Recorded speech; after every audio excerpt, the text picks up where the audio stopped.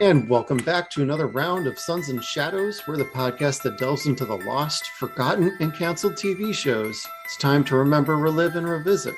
We've got one hell of an episode. No, month for you. We've been possessed.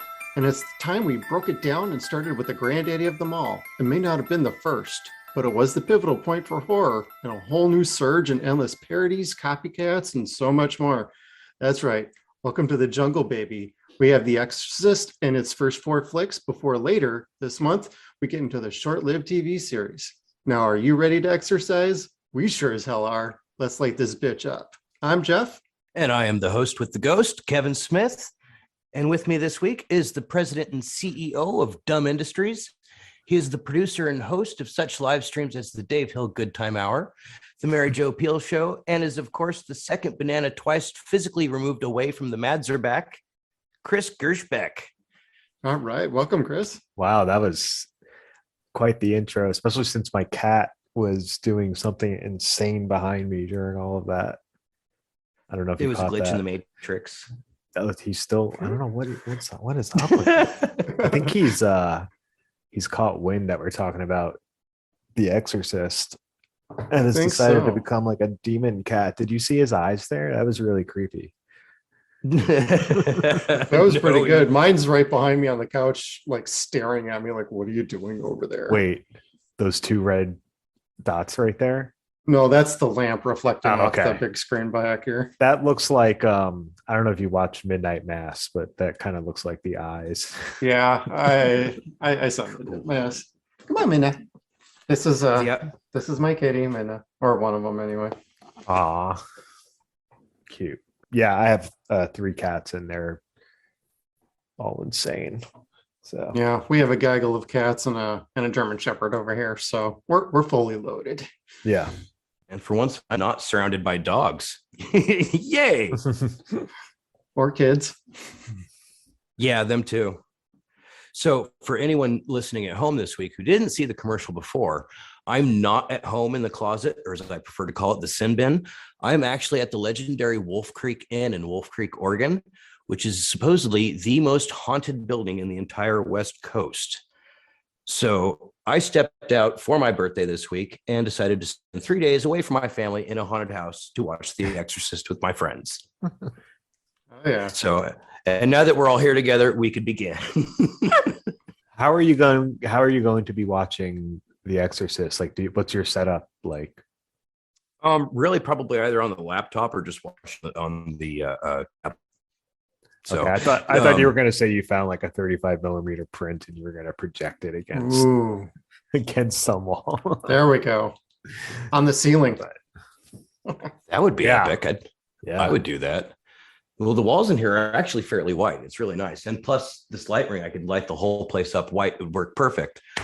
But I'm just going to do the digital version. Are there things that like you're supposed to try to do to see if anything happens? Like, is there like a guide of like things to do in that house? Or is it just kind of like spend the night and see what happens? Well, see, it goes a couple different ways. It depends upon what you want to do. Like I started ghost hunting when I was really 12. It was when I think I just really noticed, oh my God, every building in San Juan Bautista has got something fucked up in it and it's not alive. But then, you started hearing about, the EMF detectors, electromagnetic field detectors, and they were super duper expensive back in the early 90s. And so were remote thermometers. And that's pretty much what they use at this point still. They look for electromagnetic radiation. And most ghost hunters think that they're like a PKE meter. If it goes off, then they think that there's a ghost somewhere in front of them, and they'll start taking pictures and recordings. And they start freaking out about it. But the thing is those electronic meters, you have to be within like an inch, 3-4 inches away from it. So it's like they're looking in the distance and you're touching the shit. If there's something there, it's fucking touching you, dummy. Run. Oh, man. So, but otherwise, I mean, it's just a matter of kind of seeing what happens, getting lucky with the camera. I've seen videos that people have made on here where this door back here behind me opens repeatedly. So I'm like, okay, well, what are they making that? And you pull on the door and it locks really tight. So you're like, well, okay, that's cool. So I've got the camera trained, my good camera over there, trained on the door the whole time. So we'll see what happens. And there's a rickety old fucking whatchamahoosit rocking chair back behind me. Okay. And that's what I'm going to call the kinetic test. If that thing makes me pee my pants, it's real. I probably shouldn't have watched Evil Dead before coming. Anyway. Have you found any motors or anything floating around in there? There, down the road, I will take pictures of it for the Facebook group. There is a car flipped upside down, and it's like multicolored car. It's kind of amazing. Evil Dead Rise. Kinda. It looked like they tried to go up the embankment and like did a 360 or like 180 up on its ass. So it's like, oh, poor little gremlin couldn't make it. Since we're covering The Exorcist, what are your first memories of The Exorcist and what do you think of it? I think the first time I saw this was on, it might have been like on TV or we rented it or something, but I was like pretty young. I was like 8 or 9 first time I saw The Exorcist because my dad was, just a big fan of it. And I don't know, it had like that more artsy vibe to it than a lot of horror movies that were around like when I was growing up. So I think that was my entry into like the idea that a horror movie could be like a really well-respected film, which, doesn't really happen. It's starting to happen again, I guess, but God, my cat is going insane back there. Sorry. Oh, it's okay. But yeah, I remember watching it and just being like completely terrified by it, and like the image of Reagan's face like really like haunting me at night and shit. And I've always been always been a huge horror fan, but always revisit The Exorcist and ultimately come to the decision that it's like the most terrifying movie ever.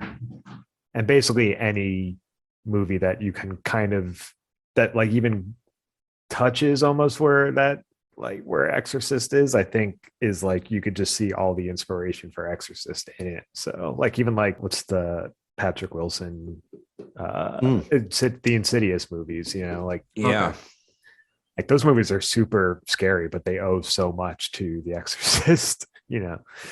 But yeah, I just remember being really, really frightened by that. And also, I grew up in Queens. There's this museum, the Museum of Moving Image in Astoria, Queens, that has like all these really cool movie props. Like they have like a Yoda puppet there. They have like Chewbacca's mask. They have like just a bunch of like Mork's costume from Mork and Mindy, like stuff like that. And they had a Reagan prop that I think that they use for the head spinning sequence. Oh yeah. And I didn't know. I remember I was at this museum with my mom, and I was like, that movie like already had traumatized me. And looking at this Reagan doll that's like behind a glass case, and I swear to God, the eyes moved and looked at me. And I remember running over to my mom, like freaked. I was like, the eyes looked at me. The eyes was like, that doll over there, like the thing looked at me. And we went over, and like sure enough, like the eyes were like on a timer, like every 3 minutes they would just like quickly like move.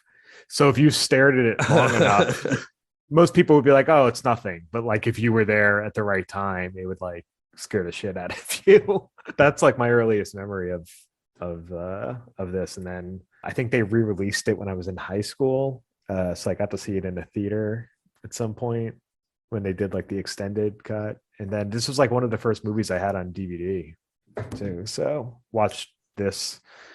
I think back to that a lot, like the first movies that I got on DVD and are the movies that I've seen like just the most times of any, like Exorcist, Evil Dead 2, Army of Darkness, like Halloween. I had Halloween 2 and 3, so like I've seen all those movies probably 30 times each at least. Good man, good taste. right. Well, it's like in college, like what else, like we didn't, I went to school in 2001. It was like you had like an antenna on your TV and hopefully a VCR and some tapes. But like when DVDs came out, it was like, oh cool, we got like so much selection now. It's like you had like 10 DVDs, but you just watch those same ones over and over. But yeah, Exorcist it's always been just one of my favorites of all time.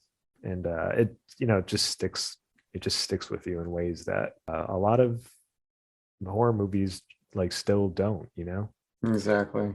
And Kevin? I want to say I was probably around Chris's age, 8 or 9, maybe, when I first was exposed to it, but I didn't actually see it until I was about 12. I just remember my parents like adamantly sending me to bed and not letting me come out, but still able to sneak out and climb underneath the coffee table and just to see what was going on. And I remember falling asleep to The Exorcist. That was the first time of many. But no, I watched The Exorcist for the first time at my buddy Duke's house. It was in San Juan, and the house was friggin' haunted. And it was the creepiest goddamn experience ever. I think we binged 1 and 3 that night. And it was a horrible night. Great movies. We enjoyed it, but we had a horrible night that night. I think I'd mentioned it to Jeff before. Like, as soon as part 3 was over, we turned off the TV and no one else was in the house except for us and his parents. And they were in bed. And you hear these footsteps going down the stairs. And then the basement door slam. Oh. And we were like, and so here's like little old me with 2 ginormous Mexicans, like we're all scrunched up together, like 3 little girls on the floor with blankets and sleeping bags. Oh my God. But it was great. We had a great night. We were amped up on Jolt Cola, and I felt like I was doing something bad by sneaking out of the house to watch it. So that made it just extra fun. Yeah, there's definitely like an aura to this film. Like its reputation precedes it in a lot of ways. I think I remember when they re-released it in high school. When I was in high school, it was kind of like a lot of my friends' first time like seeing it, and they just, like I remember like the ad just being like the scariest movie of all time. Like finally, like see it in the theaters, and there's just like so much sort of, there's just like a controversial movie. I think a lot of the time, like just thinking about this movie can freak me the fuck out in the right circumstances, Oh yeah, especially if it's dark. Yeah. Oh my God, right. Yeah, but it's like the religious aspect of it too, I think, is what makes it so like just a little more eerie than most, And they also, on top of that, I mean, because I was raised Catholic, so to me, this is like, yeah, this is the thing. But even after you reach that age of reason, it's still like maybe a superstition to me in the back of my mind, where like it still does actually happen.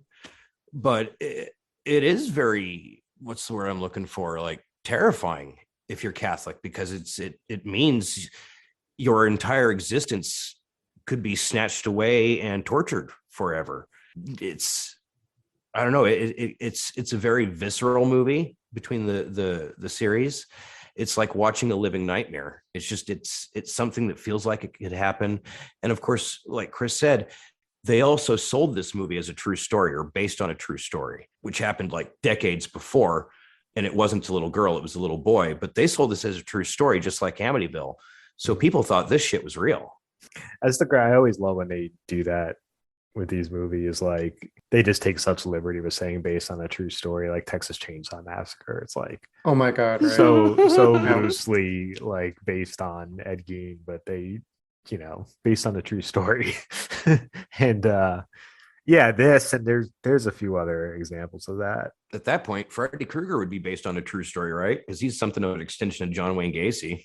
Yeah, I guess so. The names have changed, but the story is the same. Just a little more supernaturally, that's all.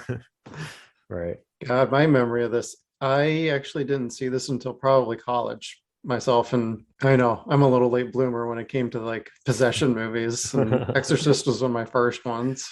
Zombies is another topic entirely. I didn't watch zombie movies until the first Resident Evil movie. So what does that tell you? But with The Exorcist, I was doing my film class because I had an elective and I needed to fill something. So I'm like, oh hey, film class. And you watch a movie every Monday. So that was fun. And Exorcist was one of them. And I'm like, wow, this is pretty cool watching on like a big screen. And we were watching on VHS tapes, of course, or however they had it hooked up, and I was taking notes, and I'm like, this is pretty good. It's not really bothering me too much, but I'm like, okay, that's pretty good. And then I just moved past it because I was way more sci-fi stuff at that time. And then I got into Halloween like 2 months later, and then boom, here I go on my horror binge for the rest of my life. Yeah. Yeah, Halloween was definitely an entry point for me too. Yeah, that was about the time like Halloween 6 was coming out. So I'm like, oh, hey, there's a new one coming out. I saw that and one at the theater. Yeah. Yeah, so I saw that in the theater, and then I went and saw parts 4 and 5, and I'm like, well, I know parts 1 and 2 and 3 are on TV USA channel like all the time, so Mhm. I'm like, okay, I'm just gonna watch all those. Then I started buying all the movies on VHS tapes, and then I got like a nice little Halloween collection that's packed up as I'm getting ready to move. But Wow. I love my Halloween stuff. Just to circle back, but like Exorcist at that time, I'm like, okay, this is pretty good. I can see why got nominated for a bunch of Oscars and whatnot. And wasn't until a few years later, I'm like, I watched it again. It was excellent. And wasn't until this last time, I'm like, I don't even have this in my collection. I'm like, I'm a bad horror fan here. Like, this needs to get in my collection. So, Ooh, there was a gunshot, right? What was that? what's that, Kevin? There was a gunshot outside. Oh God. Are you okay? I told you there was a SWAT thing going down. Right? Yeah, it's fine. If I get hit, you guys know where to find me for the rest of eternity is in this house. No, the show must go on. Chris and I will continue, and then we'll call the cops after. I would expect no less. Gotcha, buddy.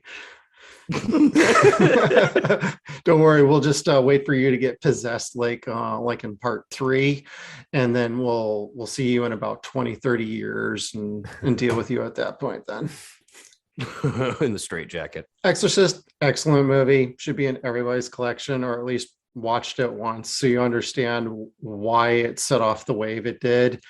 It's definitely left a mark on the industry, and I'm glad it won some Oscars. It didn't win like any of the more notable ones, like Best Picture, like it should have. But Yeah, what did it win? Did Ellen Burstyn win something? For Tubular Bells? The score is that is a legendary score right there. Dude, I bought the Pure Mood CD just for that.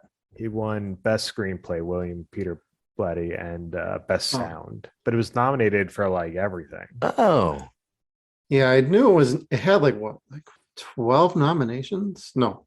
Yeah, got Best Picture nomination, Best Director, Best Actress, Best Supporting. I'm surprised Ellen Burstyn didn't win because that's such a Right. I thought that would have been, but yeah, I mean, Best Sound and Best Screenplay, that's well-deserved Oscars for a horror movie.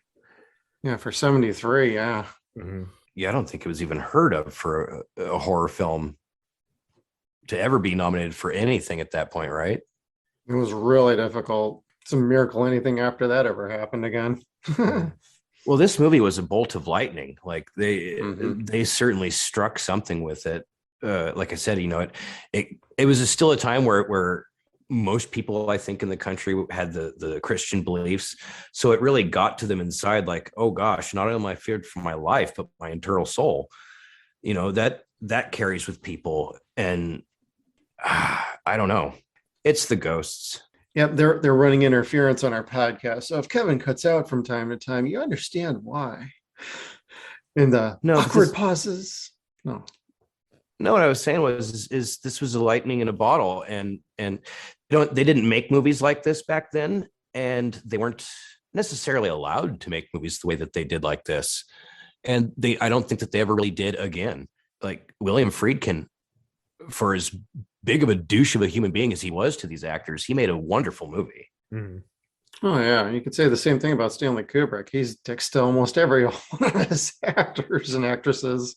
Just look at The Shining. I didn't know that about William Friedkin. Was he like a notorious asshole on set? I wouldn't say an asshole per se. I mean, maybe, Mm-hmm. but it was the things that he would do to get reactions, or the reaction that he wanted. For example, when Reagan slaps Ellen Bernstein or her mom, and she goes flying across the room, what was happening is they had a cable tied to her back, and it was going through the wall behind her, and they had it hooked up to a winch on a Jeep. And Wow. And it got to a point where she said, Bill, this hurts, don't pull it so hard, have him take it down a notch. She's like, no problem, I'll go tell him right now. And he goes back and tells the rigger guys, just go ahead and hit it as hard as you can, punch it. And so when she flies back and her feet are actually up off the air, they really did pull her back so hard that she flew back, and that scream was real. Wow. And then the same thing with when Reagan's on the bed and it's bouncing everywhere, her calling for her mom and making it stop. That was real because they cranked it up so high that it was hurting her back and shit like that. Mm. Oh, what was the other one? Oh, there's a scene where you see Damien and Father Merrin and they both get scared at the same time. Freaking walked up behind them off set and fucking fired off a shotgun just to scare them. Wow. Like he did all sorts of shit. Wow. It was legendary. Yeah, directors from that era are pretty much all insane. Yeah, notorious. But look what they made, though. It was amazing. It was so real. I mean, I think there's also a lot of cocaine going on at the And time. alcohol. Yeah. Boosh.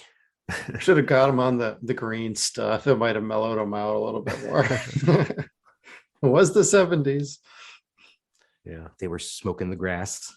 Oh, but anyway, this was originally, what did they come up with? This original exorcism, I want to say, happened in the 40s. And it was a young boy. And the exorcism took months. And that's one of the things that is alluded to in the movie. And they talk more about in the book. The whole thing takes place in like months.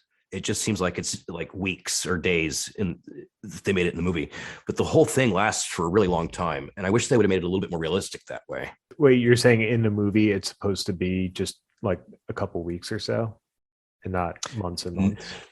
No, it feels like it's a couple weeks just watching the movie because it's just like one thing after the next with their tests and stuff like that. Yeah, the pacing and editing is how they just made the time like skip.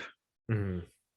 Yeah, no, I never really thought about that. Yeah, but it really, I mean, it goes on for months and months. So, I mean, just as a dad for kids with special needs, I can tell you fucking procedures like that take a long time to schedule. Wasn't there something I saw about like one of the things I saw about like any sort of controversy was like there's supposed to actually be 4 priests present for an exorcism? I don't know if that's correct, but that's something I kind of did on the little research I did was a little inaccuracy, but I don't know anything about exorcism, so don't quote me on that. Yeah. I think as far as the Catholics go, they all have to be Jesuits also, don't they? I think that was the other thing I saw. Yeah. Is this like something that's still happening? Like, are there still exorcists out there that will do exorcisms? Yes. There was one done publicly, more or less, within the last 10, 15 years. It was actually recorded and it was documented by several law enforcement and medical personnel. Saw this kid spider crawl backwards up the wall and onto the ceiling. And during this exorcism and shit flying around the room. No one's really talked about it since then. Zach Bagans bought the house so he could do a special with it. Wow. And then just added it to the trophies as opposed to letting some paranormal research actually happen there. Oh. Real paranormal research. So, but it must be nice to have money. Really must be. Money. I want to buy a haunted house. You want to live in one. Right. I'd never be alone again. Now, what did you guys think of like the cast? I thought like the entire cast was completely amazing. Like from Max von Sydow to like even Linda Blair. I thought all of them were top notch throughout the whole thing. Yeah, it's this was my introduction to a lot of these, like Max von Sydow and Ellen Burstyn especially. Yeah, no, the cast is really great in this. And the guy, I love the guy who plays like the director. He's just such a kind of like Burke. Yeah, he's just like a little weirdo. I love it. And Linda Blair is really, really good in this, in the first one. I don't know if I said it before we started recording, but I just watched the second one and not as good as the first one. But like Linda Blair's like it's like a really bizarre performance from her compared to the original, where she's kind of like this sweet little girl and also absolutely terrifying demon. That is no joke. Now, since we're bringing up part 2, we can go ahead and get into that and then move on to the other worthy sequels in this franchise. To your point, like, I don't know what happened, but it felt like her acting just went 180 degrees in the second one. Yeah, it's And the weird. story was just all over the place. The direction was all over the place. The demon even felt like, are you trying to go PG with the demon? What are you doing here? It's a grasshopper. I mean, I Yeah. like the house going into hell at the end, but that was I- about it. I mean, I do like that. I did like that whole sequence where it's kind of like point of view of Pazuzu flying around as a Yeah. locust, because it's like you never really see Pazuzu like in a physical form until that point, Right. and it's also like the music and stuff is just it's so insane, so over the top. But I actually kind of like lighting. Yeah, I like that sequence though. It's just it kind of, I don't know.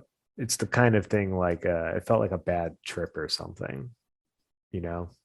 And I think it's aged like pretty well. Like it's not a good movie, but I feel like some of that stuff, some of those really more surreal sequences of the movie were actually like pretty well done. I think this movie always, like I always saw this movie on like the USA channel or like TBS or something. So it was like edited with commercials and, you know, I was probably watching it like on this tiny little 12-inch TV in my bedroom. But like now, like you can watch like a 1080p print of a movie like this and kind of, and like really good sound and stuff, and kind of watch it from a different perspective. And this movie like wasn't as bad as I thought it was going to be. It was pretty enjoyable. And my wife was doing dishes while I was watching it. And I was so like entranced with it and didn't realize like how fucking loud I had it. It was just like this really long sequence of, you know, a woman singing, and then Linda Blair just like screaming. And my wife just like stops doing it and comes in. She's like, it's really insanely loud. And I was like, I'm sorry. And I had no idea. Because I was like I was like really into it. But yeah, apart from, I'd say, that sequence and the ending, which is crazy, it's really like a pretty boring movie. Like not a whole lot happens in it.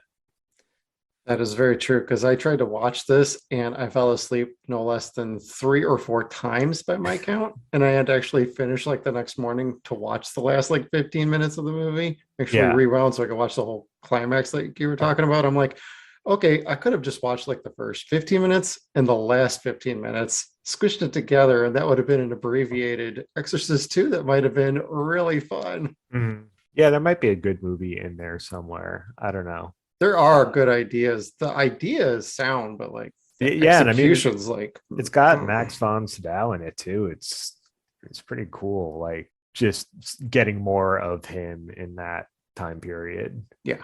Which it's basically like the fourth one, just going back to like scenes that you see in the second, in this one. So I think, I'm not sure if it's the same. It's supposed to be the same time period or Pazuzu encounter.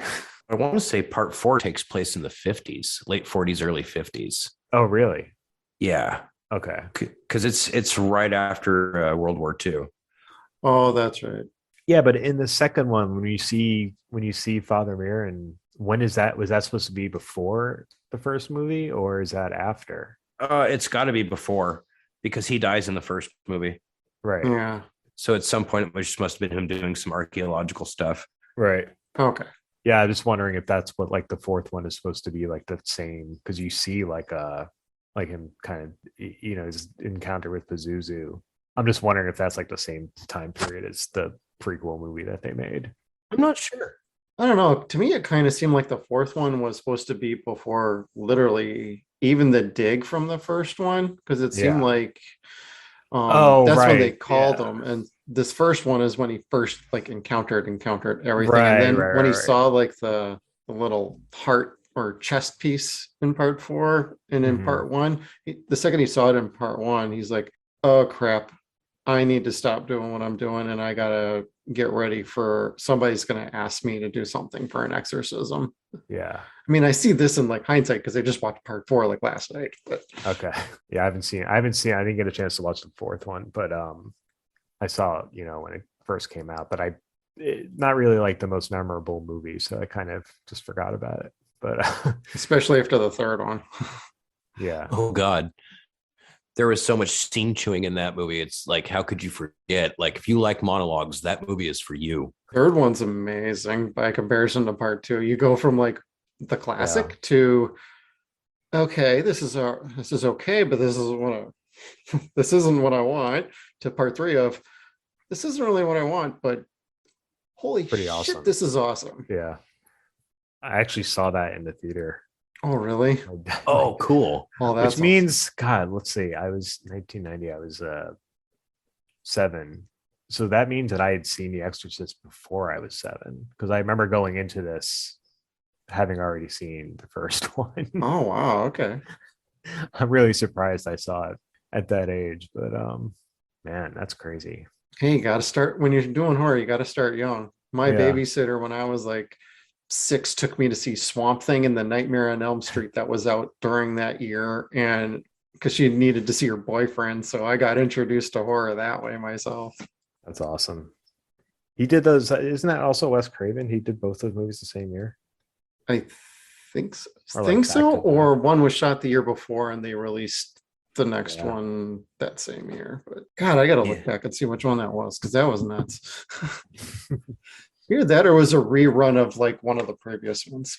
Oh, speaking of Swamp Thing, did you guys hear that Riff Tracks is going to riff the return of Swamp Thing? I saw that. Excellent. I'm excited. Heather Locklear is also excited. Relevancy, yay! Melrose Place isn't coming back, honey. Oh, is she in that? Is she in the second one?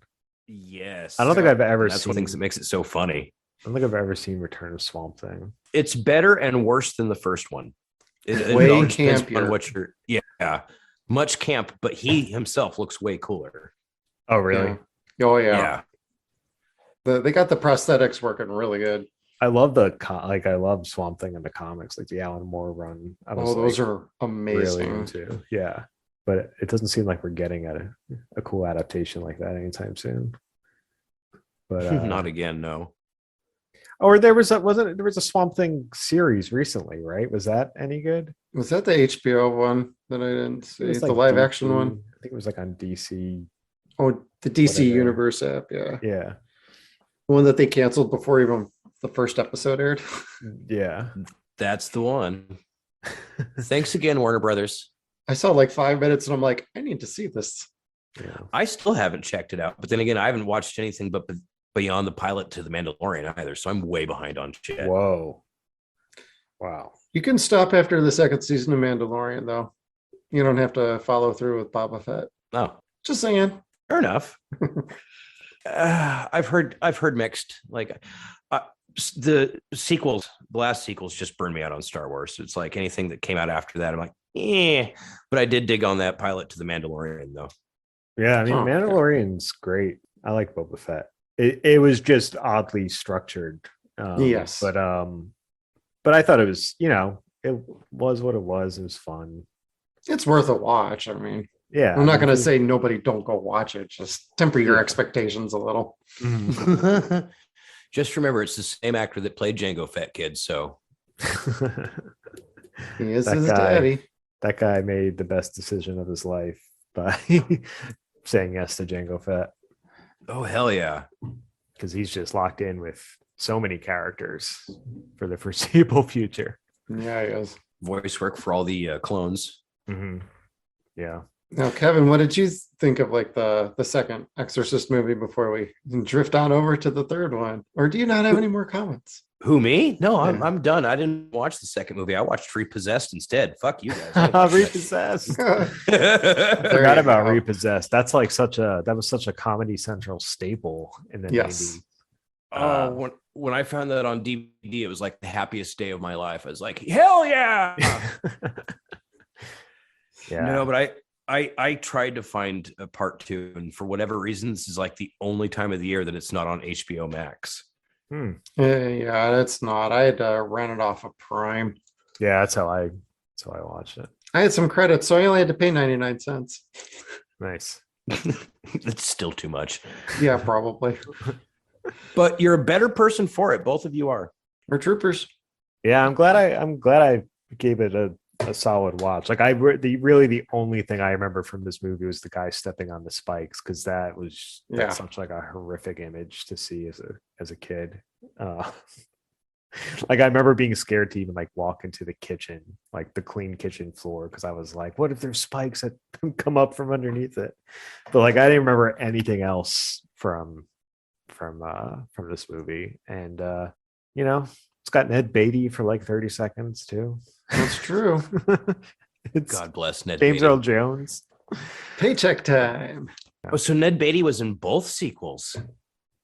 Repossessed really? and Mhm. yeah, because Ned Beatty plays the televangelist in Repossessed. Yes. Oh, that's That's supposed to be Jim Baker. That was so great. Their spoof on Jim and Tammy Faye was great. I didn't see that. Yeah, it's Tammy. Oh God, I can't. Otis, and I can't even think of the wife's name. It's supposed to be Tammy Faye, but they've got this little pink poodle that she carries around, like very Kardashian style. Mm. And she always tells the crowd and say hi to Foo Foo. And you can see the crowd going hi Foo Foo. Ned Beatty at one point sees a fucking wood chipper outside of his limo, and she's drinking, and he gets the dog's ball and just like tosses it out the window at the wood chipper, and you see the dog flying through it, and you hear the crowd going, "Bye, Foo Foo." Oh my god. So it was probably more horrific than the actual Exorcist too, but much funnier at the same time. Uh-huh. But anyhow, I may have to go back and watch that again when it's on Max, because I forgot that Ned Beatty was even in it. Yeah, it's very short. Very short. Well, very, very short. It's brief. I wonder if he got paid more than he did for Repossessed then. He might have. I mean, his name's actually pretty big in the credits too. I was wondering when the entire time, like, when's Ned Beatty going to show up? He shows up for like probably less than 30 seconds. He was probably like taking a break from like shooting Superman or some shit. And they're like, hey, you got a second? Yeah, I don't know. James Earl Jones too. I mean, he's pretty That's true. interesting in this. It is like you look at the cast though. I mean, it is like a really good cast. It's just, But you want to ask them why? Didn't you guys read the script? There might have been a different script. It might have undergone a bunch of rewrites, and until they were on set shooting, they're probably like, wait, what? This is wrong page. This is no, what happened to the other script? And they're told, paycheck that script. Make your choice. Yeah, no kidding. I mean, I mean, they did try, so they did put their effort in. I'm not gonna I look at part 2 and I'm just kind of like, there was already oh yeah, I mean, they can only do what the director tells them, and the director at that point can only do what the studio tells them. So I mean, part 2 is just a like huge friggin' cash cow is what it was. yeah, I think they were just trying to repeat the success of the first one. Yeah, A very different movie. I mean, I remember also seeing the third one and being weirded out by how different it was from the first. So all these movies kind of feel very separated from each other. Yes, like the time periods are very prevalent. Mm-hmm. no kidding. Well, you go straight to the 90s in the third one. Yeah. Well, the funny thing about the third one is George C. Scott is supposed to be the detective from the first movie. Right. And like he's age appropriate more or less in the third movie. The actor that they had playing him in the first movie is looking like he's an old man already, or an older man. So it's like you jump 15 years ahead and he's still got a 15-year-old daughter. It's like, dude, you're shooting some good swimmers at that age. Yeah, I never thought of that. Yeah, George C. Scott is awesome in that movie. Oh God, like I said, his scene chewing, like his monologues, him and Brad Dourif were just like, you could not. Brad Dourif too. It's amazing. You couldn't want to pause it. You didn't want to turn it off. It's like you just wanted to hear them talk. Mm-hmm. And friggin' Brad Dourif, where he's supposed to sing and just kind of tilts his head back, and you hear the little castrati boy singing. the voice come out of his mouth. You're like, that is the creepiest shit that I've seen today. I haven't watched the third one, and it's been. I think when Joe Bob Burgess did it recently. I think that was the last time I watched it. I think he did too. I didn't actually watch the full episode on that one, but I'll have to go back and check that out because that sounds cool. yeah, I need to check too. Yeah, it was a good one. But yeah, I pretty vividly remember going to see this and being pretty disappointed with it. But I was like 7, so A 7-year-old young horror fan walking into the theater for this one would be disappointed. I probably would have been too. Right.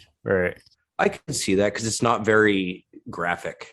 Well, it's more adult oriented, and I don't mean that in like the risque or even violent or horror fashion. It's just it was more in tune with adults, not teenagers or college kids even. Right. Also, like, yeah. I think that is part of the appeal like kids might have towards the original is that it's like a little girl being possessed. So yeah, that does kind of, as a kid, you're like, ugh, like what if that happened to me? So, but yeah, the third one doesn't have that at all. So I think it'd be like way more boring for a kid. Yeah, just on the surface. Well, when I first moved up here to Oregon, I'd shown my brother's friends the first Exorcist movie. And I just went to bed. They're like, because like, you got a bunch of horror films, right? And I think at that point I had like 400, 500 DVDs. And I'm like, yeah, go ahead and look through my horror films are over there. And like, which one's scary? And I'm like, well, here, take this one. And I handed them The Exorcist, and none of them had seen it before. And I'm like, well, have fun, you kids. Good night. And I want to say Sean and his friends were like 16, 17. Or I'm sorry, 17 or 18. And I wake up the next morning and I'm like, how's the movie, you guys? It was fucking boring. We turned it off. Oh, man. I'm like, what? Did you guys watch the right movie? The fuck is wrong with you? Like the youth today. And that was the youth yesterday. Kids watch it today and they get bored with it too. I saw that a lot on social media. It's like, that movie was never scary. Whatever. Yeah, but then you also have to wonder, like, well, how did you watch it? Did you watch it on your phone, like on the subway? Or did you like watch it properly in like a movie setting? It's not going to be like a movie like The Exorcist. I feel like has to be watched in like a certain environment for it to be effective the way like it's meant to be seen, which you could say about most movies. But I mean, I could see why a 15-year-old watching The Exorcist for the first time, it might not be scary at all to them. That sucks for them. Like I want to like look down my nose at it, but at this point I just feel bad for them. Like, yeah, do you guys describe as scary? Because like back then this was the shiznit. Like it's still the only movie that scares me. Mm-hmm. Like this and Poltergeist were the only movies that like scared me for years because I believed in it and shit like that. Otherwise everything else is just entertainment. But this was like, yeah, the Exorcist franchise and the Poltergeist, the first two anyway, were like movies that would bother me. Yeah, Poltergeist, that's another one too. It's reminded me. Poltergeist 3 was one of those movies that like was just on constant repeat on HBO. Yes, growing up, and like that's another movie with like a little kid. So I think kids are like kind of attracted to that kind of movie too. But man, some things from that movie stuck with me for like a long time. Like for the longest time, I remember there's like a scene where like Lara Flynn Boyle is like making out with her boyfriend or something, and she like peels a piece of skin off her face, and it's like, I remember this. It's like ground beef like looking. Yeah, and it's just kind of like, and they just like walk away like holding hands. And for quite some time, I thought like that's really what it would look like if you like pulled the skin off of your cheek. Like I didn't. I wasn't thinking like, oh yeah, they're like kind of some kind of demonic thing, but man, Poltergeist. Yeah, Poltergeist and Exorcist. I think also because like as a kid, those words kind of sound a little similar. So like I would always confuse the two. I think I actually did confuse these as a kid. Like I'd hear Exorcist and I'm like, I don't like Poltergeist. Yeah. There's something about it that completely different movies, but yeah. Poltergeist, Exorcist. It certainly gave me a healthy fear of clowns. Yeah. Oh, dude, when fucking Scary Movie 2 was the second one, When that came out, oh dude, I felt so avenged. Like when fucking Big Ray raped the clown, I was like so happy. Take that, motherfucker. God, you mentioned that about like the flesh pulling scene, and it just makes me think like of any other movie that unsettled me to like an extent. And I'm like, I'd probably say Hellraiser 1 is the one that just completely gets like in my skin and makes my skin crawl every time I watch that one. But it's not one you can like watch like 30 times. It's one you watch like every 30 years or something. Now, is that because of like Doug Bradley scaring you, or is that because of like how graphic the special effects were? Because like the special effects Frank getting I was gonna say Frank getting ripped apart was legendary. Oh, all of the gore in that movie just was like, oh my God, I could never watch the second one for years until I got to college. I never got into that. I didn't see it until I went to collge. That was the one horror film, I think, that and People Under the Stairs, that I didn't get to see until I was an adult.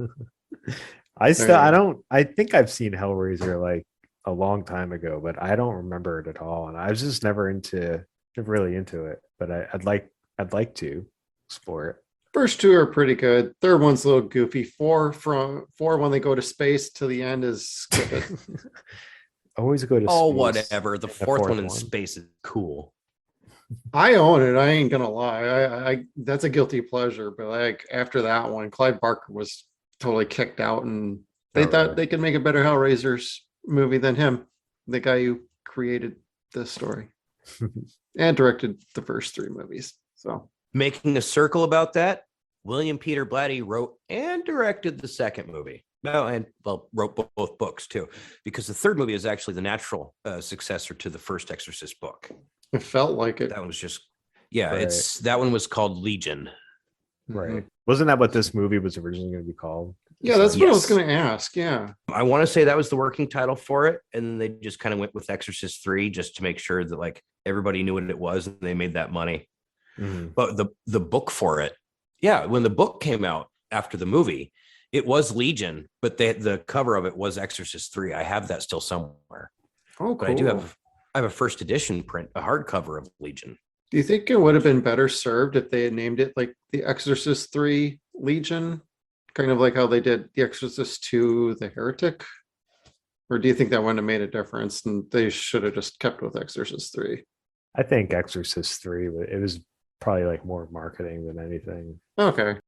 I think it might have helped a little bit with their marketing on that, made it a little more successful to be like, it's The Exorcist Legion. You say 3, and then all of a sudden, well, is this going to link to the second one that we didn't like, or are we trying to connect everything here? I don't know. It might have given it a fresh coat of paint and been like, hey, this is something new, but it's still The Exorcist. This is before they started doing the thing with like not numbering the sequels. Yeah. That really happened like in the 90s where every movie's just like Batman Returns, Batman Forever. And then we got to the 2000s and then it's H20. H20. Or H2O. Halloween 20 years later. H2 no. Yeah. Do you guys think the titles or that the fact that the second movie was so awful and hardly anyone went to see the third movie, and those that did were pretty disgusted by it because it wasn't as graphic or scary as the first one per se. Do you guys think that had any play when it came to the fourth movie and how it basically box office bumped? Because I don't think it was a quality issue. I don't know. I think that fourth one just kind of came and went. Like there was no blink of an eye on that one. Yeah. Mm-hmm. I don't know. It was just the time it came out, but I think it's just like a classic example of like they realized they had a piece of shit, so they didn't really bother promoting it that well. Did you get around to watching the Dominion? No. Oh, thank goodness for you. I couldn't. So Chris and I were talking about find it anywhere. No, me neither. Well, that's good. They should bury it with all those goddamn ET cartridges. Chris and I were talking about it last week, and Chris brought up a super cool point. So with part 4, they filmed it, and it was so bad that the studio was like, no, fuck this. We can't release this piece of shit. So they fired the director, they got some rewrites done. They used a lot of the clips that they could use from the original cut, and then they did a bunch of reshoots and made a whole new movie with what was already pre-existing, plus a couple reshoots. And just the magic of editing, they made a much better movie. And like Chris said, this was like, and it's again, same studio, almost like the first version of the Snyder cut. Yeah. There you go. Like they took a piece of shit and fixed it. Yeah, it's interesting. I don't know. Like, yeah, no, it's weird. I have to track down a copy of Dominion because it really is like the first example of that. I saw it on Prime Video, but Oh, really? I had asked Kevin if it was worth watching in time for doing this, and he's like, no, just stick to the theatrical. And so I am going to eventually see it. So I'm not quite up for the survival guide on this for all 5 movies, technically, even though the 4th and Dominion are the same movie twice. So, but is Dominion is the idea supposed to be like that's the original movie that he wanted to make? Yeah. God, it's so weird. The first director, anyway. Right. And then they went to Rennie Harlan for what ended up going into the theaters. Right. Oh, well, that would explain the extra bloodshed and shit. That was kind of cool. I appreciate that. Once they have that war at the end. So for those who haven't seen it, anyone affected in the surrounding area just gets angry and for irrational, and these tribes and the British army just start clashing and first fighting one another and then just fighting each other. Like British are killing British, shooting each other in the back on purpose, whacking each other with bayonets and stuff. It's anyone that gets tainted by this evil just goes completely nuts. And it was a much better scene than what they had in the original or in the Dominion movie. I didn't mind like part 4 like at all. I mean, the CGI just kept glaring at me because it's older CGI, the fine era of early CGI, and I'm like, okay, this is awkward, but like the rest of it was beautifully shot. So I'm like, production values were pretty good, except for this, of course, this visual effects, but the actual practical effects were pretty good. The score was nice. I thought the movie is decently paced. It's not a bad movie. It's just not a great movie. It was just kind of okay, but it was on the better side of okay than say part 2 was. Yeah. But I am going to go watch Dominion at some point. So I just like the fact that, the swerve at the end where you think it's the little boy, Joseph, that's possessed. And when they come to kill him to expel the demon protecting the kid was just like it's the coolest scene in the whole movie where like one tribesman grabs this kid's wrist and you see his fingers bend up backwards and rip a part off the hand. And it was just like, yes, fuck him up. Because they were going to kill this kid just because. Right. And the devil just reams all these people. It just like leaves nothing but a bloodbath. But then it's a swerve at the end. But when you finally find out who's possessed, like it's not this kid at all. I actually thought that was pretty good too. I like that they tried to keep the voice of the devil the same as somewhat the first one, and then in line with Jason Miller's voice in the third. So it just kind of added that continuous flow. If you watch part 4 and then go 4, 1, and 3, it makes for an interesting story because like each story starts with one set of characters. One person will probably die, and then that character will survive. That character goes into the next movie. You see another set of supporting characters, and the main character from the previous film dies. Mm-hmm. And then to the last movie, there's another set of supporting characters, and the previous hero dies. So it's they kind of followed a theme in that regard. Interesting, yeah. I gotta give it a rewatch. They're definitely cool. Like if you watch or like check out IMDb and just look at the names when you watch part 1 and part 3 back to back, you'll see that a lot of the characters are the same. Mm-hmm. They just had to recast everybody. Now, would you even say Dominion to be worth on a watch just even once, just to say you've seen it, or what's the judgment on that? Even though that's not really part of the quadrilogy, or I'd say watch it just to see what they did. Okay. And also just to watch it to appreciate the theatrical version. I mean, you may like Dominion better. That's one thing, but just to see what they'd taken and then how they re-edited everything to make a completely different story is actually really impressive. So in that regard, I would say watch it for that. Otherwise, it's for fodder. Yeah, I might just watch them back to back just to.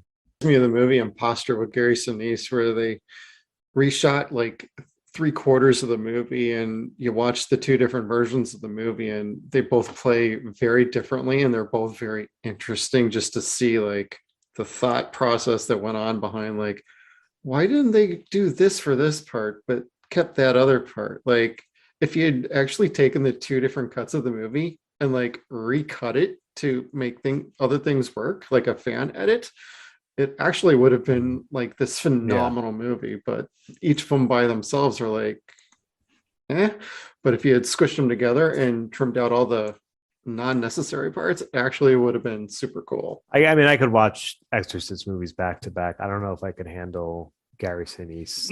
Yeah, no, this is when I actually liked That Gary Sinise might get years under my ago. skin.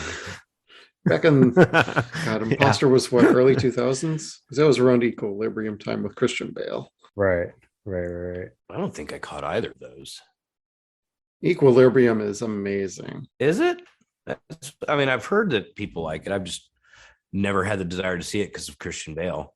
Well, it's like Fahrenheit, the classic movie Fahrenheit 451, I think it's called. But it's a lot more futuristic sci-fi and a little bit of the book burning thing again. So it's got a little bit of that going on. But if you ever heard the word gun kata for movies or anything like that, this is kind of that one of the first movies that really made that popular. Oh, fighting with guns. Yes. I gotcha. Make it look spiffy. And he does a better job than he does as Batman. So, hey. That's not hard to do. All right. Do we got any more thoughts on part 4, or are we ready to wrap up this big boy? I think more people should see part 4 because it brings in human atrocity to it with the Nazis. It shows how Marin lost his faith by having to decide who the people in his village were going to get shot by the Nazis. He had to, select X amount out of so many people in his village to die in order to save everyone in general, I think it was.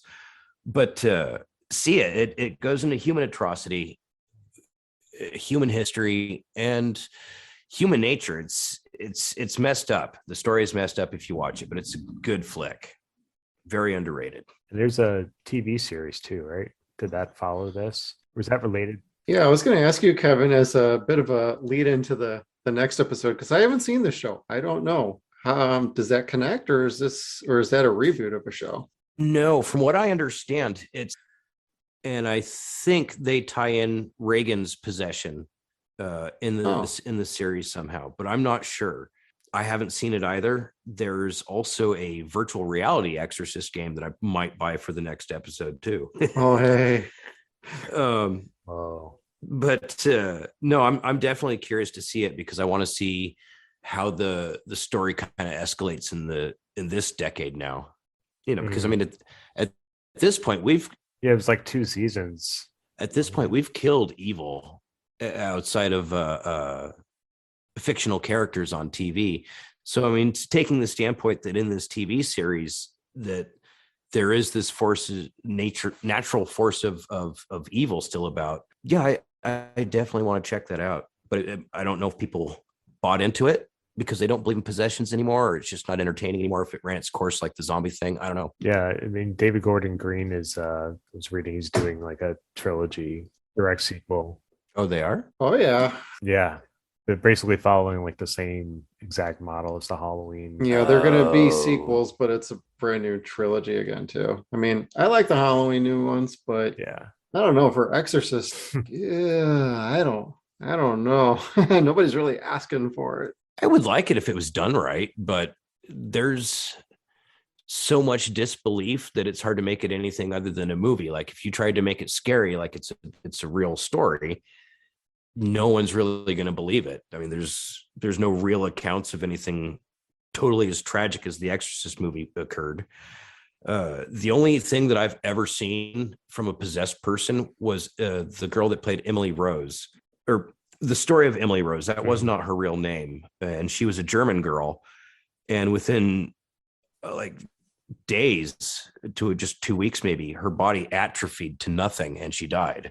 So it she atrophied faster than what the average human body does, considering I think she was still eating. So what her possession turned out to be was a little bit different, but they could have made that movie scarier than what it was too. I like the approach that they took with that one, but it's hard to do a possession movie anymore, I think. Yeah, I haven't seen. I've never seen The Exorcism of Emily Rose. I don't know much about that story either. It was a young German girl that was supposed to be going off to school, and she kept having weird feelings, hearing scratches and things like that under her bed. And she started getting sick, started saying horrible things. And then they tried to exorcise her. And unfortunately, she died during medical negligence or negligent homicide. Oh, wow. So that part was real. Tom Wilkins, the guy that plays Falcone in Batman Returns. I'm sorry, okay. Batman Begins. Wilkinson. He plays the priest in The Exorcism of Emily Rose, and he was fantastic. But that movie plays out more like an episode of Law and Order than like a horror film. Okay. Yeah, I mean, really? It's not bad in any means. It wasn't what I expected, but it was still really good. There's also that movie Stigmata, which I remember visually, like when they were promoting that movie, it just looked like a remake of The Exorcist. But Gabriel Byrne, I think I remember. Yeah, Gabriel Byrne, who kind of looks like the guy from The Exorcist. I have the DVD of that. I actually liked it enough at the time when it came out because I didn't know any better. I'm like, this is fun. I can handle these kind of movies. And then I never watched it again. So what does that tell you? Yeah. I'd like to watch that. Let me see if I could hold on. Or I'll email you guys later a link. But there's pictures of her before she'd passed away, and it's terrifying. Okay. Sounds fun. Oh, if you like that sort of thing. Here, let me see if I could put this in the chat for you guys. People at home are like, we don't care. No, I want to see it. Yeah, that's the Google search for it. It is effed up. Oh, God. Wow. Yeah, so that's insane. That atrophy that you see there where her lips are peeled up, and that's what a real possession looks like when you don't get your exorcism done. But exorcisms require like at least 10 to 20 exorcisms. Like the priest has to come like 20 times to finally expel the demon from people. Jeez. My God. So when you get people like fucking Ed Warren, speaking of Insidious, when you get people like Ed Warren, that's supposed to be the only non-priest that's recognized by the Catholics to perform an exorcism, that dude was so full of shit. Like they'd go in there, do it once, and the house is clean. Oh, but it made for a good episode of our TV show. Yeah, I mean, there's always going to be like charlatans like that. Oh yeah, snake oil merchants are like, they're a dime a dozen, and you see that on Ghost Adventures. Like I said, they focus on messing people's mass hysteria. All right. Anyways, I did what I usually do. See if I could find it here. There we go. And I went to social media, and I asked people what they remembered from The Exorcist. And a lot of it was pretty much the same. Most people said that it scared the piss out of them. Yep. And again, you have your younger crowd that's like, that movie was never scary. It's just funny. Like, I mean, it can be funny I guess. Fuck you guys. But first we had Marty Catula said on Facebook, our buddy Marty, when I was really young, around 5, just the music would scare me, but I was easily spooked then. I watched it at age 8 and wasn't scared at all. Thought it was kind of funny, maybe. The most disturbing part was the Spinal Tap sequence. Ooh. Fuck yes. Yeah, I forgot about that. That scene messed me up more than anything else. Yeah, that is pretty bad. Makes me want to adjust my spine now. Don't you see like blood like squirting out too at some point? Spurt. Yes, like, and you hear the crunch. Sound effects, excellent. Thank you. And then Jason Cromer from Facebook said that the movie scared the shit out of me as a kid. I don't know why they called it the only sequel, Exorcist 3.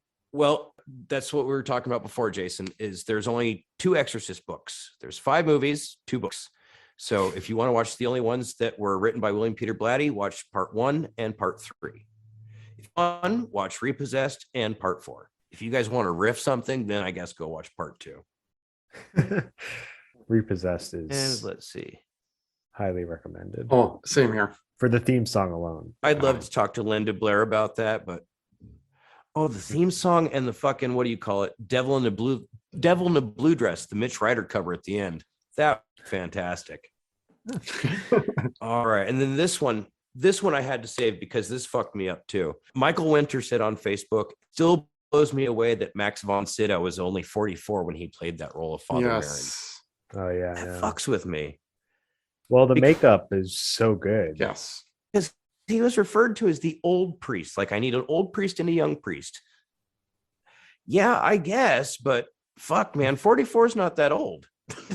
Yeah. Kiss my ass. He moved and looked like he was like 65 or something in the movie. So they did a good job, and he did a great job actually pulling that off. Can you make sure you move slow enough and look like you're in pain enough? And when you get puked on, it's okay. Well, that's why when you hear him in Ghostbusters 2 and then Ghostbusters the video game, which I think that was made in 2007, you're like, how fucking old is he now? God damn. Nope. Apparently not that old. He's only like 80 something, 90 something. Wait, what did Max von Sydow do in Ghostbusters? Yes, he's the voice of Vigo the Carpathian. Are you serious? That was him? How did I never know that? Huh. I guess I'm a horrible Ghostbusters fan. I never knew that. And then the body of Vigo is one of the German guys from Die Hard, one of the terrorists. Yeah, I think I read about that guy. He was like not a good guy, No. right? He was like an actual kind of monster. Yeah, like he could not speak English whatsoever. That's why they got Mac von Sydow. That and his voice is just so fucking iconic. Like between Price, oh God, Christopher Lee. Dracula. Thank you. Those voices, like he just has one of those where it's like it gets into your skin. I can almost kind of hear it now. I sat on a throne of blood. What was will be, what is will be no more. Now is a season of evil. Evil? Did somebody say evil? Yes. A child? A child. Oh, Peter McNichol was the shining star of that movie. Oh my God, he's so awesome. Yeah. But anyway, oh geez. But that's all I had for social media. So I'm going to pass that one back to you guys. Well, that's about it for social media. Twitter didn't have too much for us either. A lot of the same sort of comments. Try again next time, Twitter. You can do better. If it's Facebook you're up against, you can do better. Yeah, that's true, Twitter fans. Fucking Facebook beat you guys this week. I'm sorry. Yep. Outclassed. You got to exercise that demon just like we're exercising some demons. Getting ready for our next episode, the Exorcist TV show.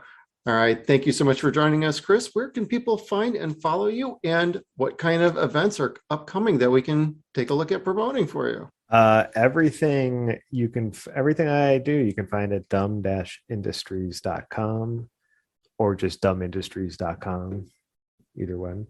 I say -industries.com because that's what ended up on the t-shirts. But yeah, everything's on there. And upcoming events, we have the Mads the second Tuesday of every month. They're doing the Devil's Hand on this coming Tuesday, March 8th. Ooh. Which should be a good one. I think Riff Tracks has done the Devil's Hand before. This is Trace and Frank's first time doing it, and it's a really, really terrible movie. It's kind of perfect for the two of them. So I'm excited about that. And then the Mary Jo Peel shows the fourth Tuesday of every month. So, but all that info you can find at dumbindustries.com. Thank you for tuning in. And everybody check us out at Suns and Shadows on Twitter, on Facebook, everywhere you can find us. All right. Thank you for tuning in, and everybody, we'll see you next time. A normal American family. Like yours.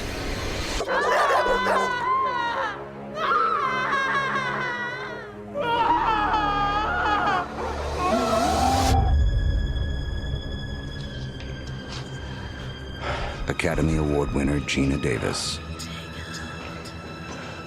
Mom? The Exorcist. There are things going on in the house. There are voices inside the walls, and it's trying to take my daughter. The Exorcist.